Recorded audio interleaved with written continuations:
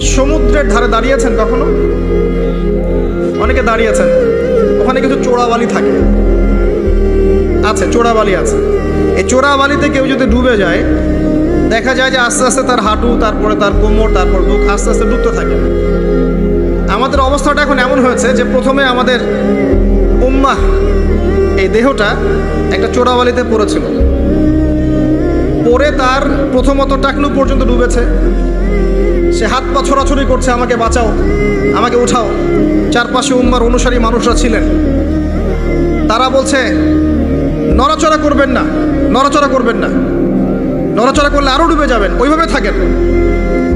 উম্মাহ বেচারা এভাবেই ছিল।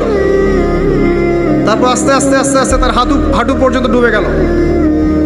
সে অস্থির হয়ে ছটফট করছে, আমাকে বের করো, আমাকে বের করো, আমি ডুবে যাচ্ছি। আশপাশের মানুষ বলছে রিল্যাক্স, নড়াচড়া করবেন না, নড়াচড়া করলে আপনি ডুবে যাবেন। এভাবে আস্তে আস্তে কোমর, আস্তে আস্তে বুক, এখন গলা পর্যন্ত ডুবে গেছে। এখনও উম্মাহ চিৎকার করছে, আমাকে বের করো, আমাকে বের করো, আমি ডুবে যাচ্ছি। আশপাশের মুসলিমরা বলছে নড়াচড়া করতে যায় না, নড়াচড়া করতে যায় না, ওইটাও ডুবে যাবে।